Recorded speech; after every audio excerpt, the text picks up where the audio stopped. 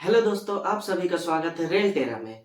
आज हम लोग एएलपी और टेक्नीशियन का सिलेबस, एग्जाम कैसे होता है, सैलरी कितना है और भी जितनी बातें हैं जो जो आपको डाउट होती है वो सब के बारे में आज हम लोग इस वीडियो में बात करने वाले हैं। तो वीडियो को थोड़ा भी स्किप ना करें और अगर आप लोग चैनल पर नए हैं तो चैनल को सब्सक्राइब जरूर करें। वीडियो आप लोगों को पसंद आए तो वीडियो को लाइक करें, अपने दोस्तों के साथ शेयर करें और कमेंट करना बिल्कुल ना भूलें। तो चलिए स्टार्ट करते हैं इस वीडियो को। सबसे पहले जानते हैं पोस्ट के बारे में। तो ये नाम से ही पता चलता है, एएलपी और टेक्नीशियन का पोस्ट है। एएलपी मतलब होता है असिस्टेंट लोको पायलट। जो आप लोग ट्रेन में ड्राइवर देखते हैं जो पूरे ट्रेन को चलाते हैं उन्हें लोको पायलट कहा जाता है। तो आपको स्टार्टिंग में ही लोको पायलट नहीं बनाया जाएगा, आपको लोको पायलट के एक असिस्टेंट के रूप में दिया जाएगा। फिर आपका प्रमोशन होते होते आपको लोको पायलट बनाया जाता है। तो ये सारे प्रोसेस हम लोग इस वीडियो में जानेंगे। और दूसरा जो है वो है टेक्नीशियन। टेक्नीशियन नाम से ही पता चलता है, ये हमें कोई भी डिपार्टमेंट में टेक्नीशियन के रूप में काम करना है और आपके नीचे एक हेल्पर होगा। एक या जितना भी हो, आपके नीचे हेल्पर काम करेगा। आप उसमें मेन समझिए इंजीनियर के रूप में होंगे और आपके नीचे हेल्पर काम करेंगे। आप उनको जो इंस्ट्रक्शन देंगे वो वही काम को करेंगे। अब जानते हैं इसके क्वालिफिकेशन के बारे में। आपको एएलपी टेक्नीशियन बनने के लिए आईटीआई पास होना जरूरी है। 10th प्लस आईटीआई होना चाहिए। लेकिन अगर आप डिप्लोमा और बीटेक किए हुए हैं तो आप एएलपी के लिए फॉर्म भर सकते हैं। टेक्नीशियन के लिए केवल आईटीआई वाले ही फॉर्म भर सकते हैं, लेकिन एएलपी के लिए डिप्लोमा और बीटेक वाले भी फॉर्म भर सकते हैं। अब इसका जो एग्जाम है, ये टोटल दो एग्जाम लिया जाता है, एक सीबीटी 1 और दूसरा सीबीटी 2। ठीक है, लेकिन अगर आप लोग एएलपी बनते हैं तो आपका और एक एक्स्ट्रा एग्जाम लिया जाएगा जिसे सीबीईटी या फिर हम लोग साइको टेस्ट बोलते हैं। तो इसमें कैसा प्रोसेस है, सबसे पहले आपको सीबीटी 1 लिया जाएगा, उसमें आपका मेरिट बनेगा और मेरिट बनने के बाद आपको सीबीटी 2 के लिए बुलाया जाएगा। सीबीटी 2 जो है टोटल दो पार्ट में होता है, एक पार्ट ए और एक पार्ट बी में होता है। पार्ट ए जो होता है आपका सब्जेक्टिव रहेगा, जिसमें क्या क्या आ जाएगा, आपका basic science and engineering, drawing, math, reasoning और एक आ जाएगा जीए मतलब जनरल अवेयरनेस। और पार्ट बी में जो है वो आपका ट्रेड से रिलेटेड रहेगा। जैसे आप जो भी ट्रेड में आईटीआई किए हैं, चाहे फिटर हो, इलेक्ट्रीशियन हो, डीजल मैकेनिक हो, वेल्डर हो, जो भी आप ट्रेड से आईटीआई किए आपको उस ट्रेड से रिलेटेड क्वेश्चन पूछा जाएगा।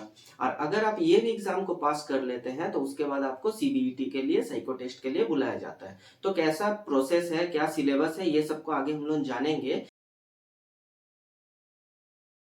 अब जानते हैं एएलपी बनने के लिए आपका मेडिकल स्टैंडर्ड क्या होना चाहिए। रेलवे में सबसे हाई जो मेडिकल स्टैंडर्ड है वो एएलपी का ही मांगा जाता है, मतलब A1। आपका आंख पूरा 6/6 होना चाहिए।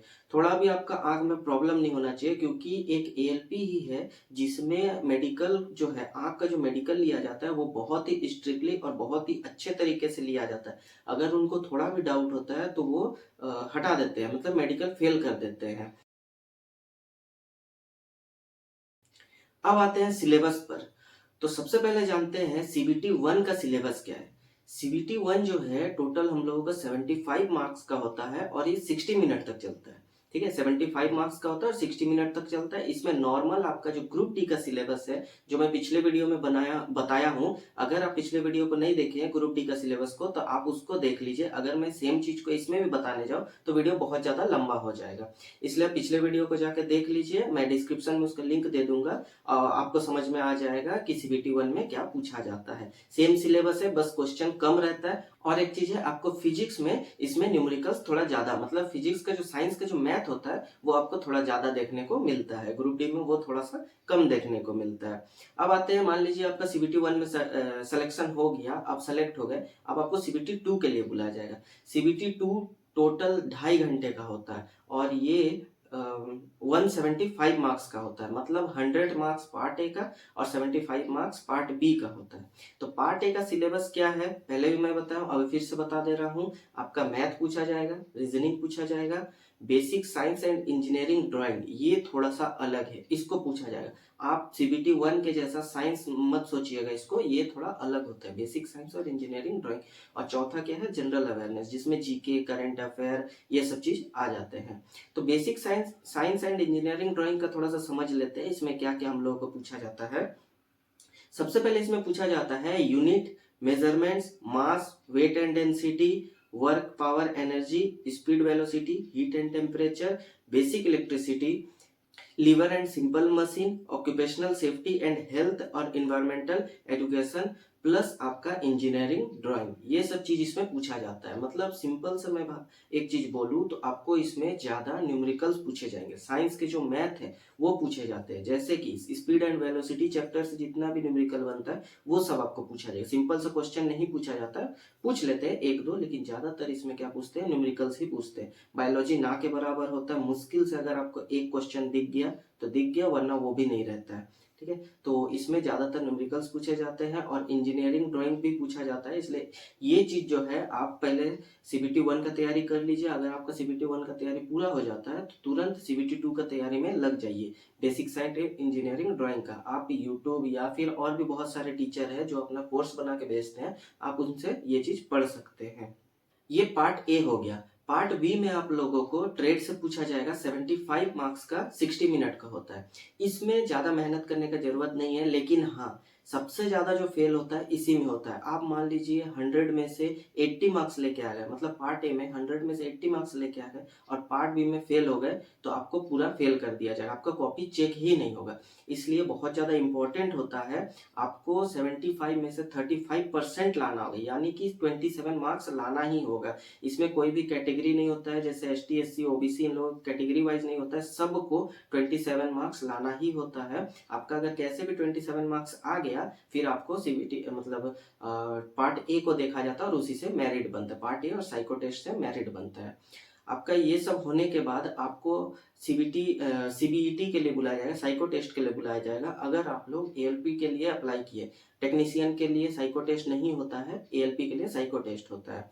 अब मेरिट जो है, मेरिट कैसे बनता है, मेरिट पार्ट ए का 70% और साइको का 30%, इन दोनों को लेकर ऐड किया जाता है और जितना मार्क्स होता है उसके हिसाब से मेरिट बनता है। सिर्फ पार्ट ए का नहीं, पार्ट ए का 70% और साइको का 30%, इन दोनों को मिलाकर मेरिट बनाया जाता है। अगर मान लीजिए आपका पार्ट ए में बहुत ज्यादा मार्क्स है, बहुत ज्यादा, मान लीजिए 90 मार्क्स आ गया, तो साइको में बस आप जैसे तैसे अगर पास भी कर लेते हैं तो आपका नाम आ सकता है।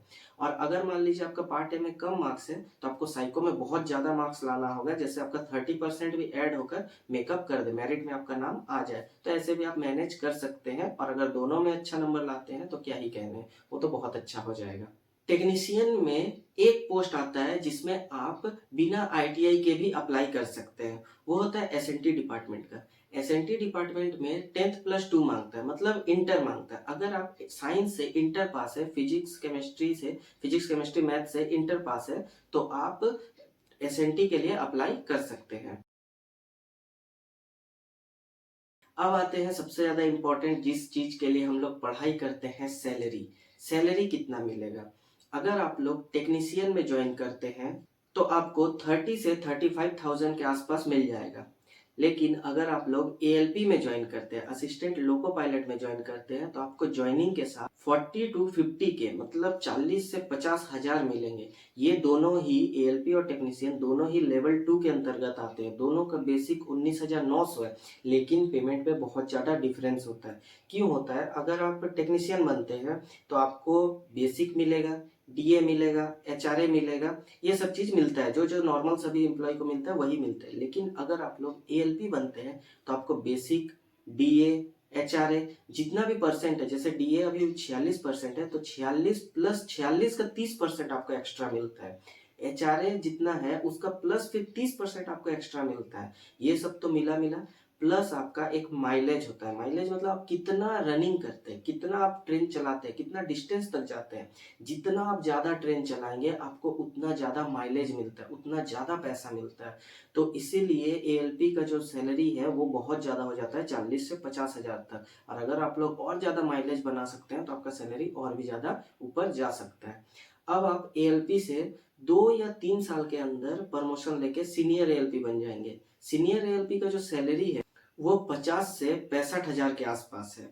ठीक है? आपको 50 से 65,000 तक मिल जाएगा और फिर आपको 2 से 3 साल के अंदर एलपी लोको पायलट बना दिया जाएगा गुड्स का। ठीक है? और अगर आपका पैसेंजर है तो जल्द ही गुड्स के बाद जल्द ही आपको पैसेंजर का भी बना दिया जाएगा। तो गुड्स का जो लोको पायलट का सैलरी हो वो 65 से 80,000 के आसपास होता है। तो सोच पा रहे हैं कि एक लोको पायलट का सैलरी कितना ज़्यादा होता है।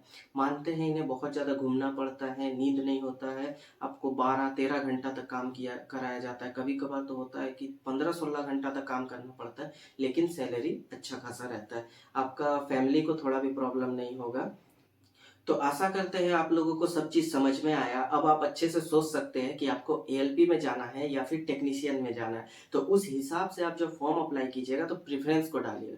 मान लीजिए आप सबसे पहले एएलपी को डाल दिए, फिर टेक्नीशियन को डाले, बाद में आप सोचे कि नहीं मुझे उतना सैलरी नहीं चाहिए, मुझे तो आराम वाला नौकरी चाहिए, तो बाद में आप चेंज नहीं कर सकते हैं। आपका फर्स्ट प्रेफ़रेंस एएलपी है और एएलपी से आपका कट ऑफ अधिक रहता है तो आपको एएलपी ही मिलेगा, टेक्नीशियन नहीं मिलेगा। ठीक है? तो इसलिए आप सोच समझ कर फॉर्म अप्लाई कीजिए, जल्द ही फॉर्म आने वाला है रेलवे का। तो आप सभी को ऑल द बेस्ट, मिलते हैं अगले वीडियो में। धन्यवाद।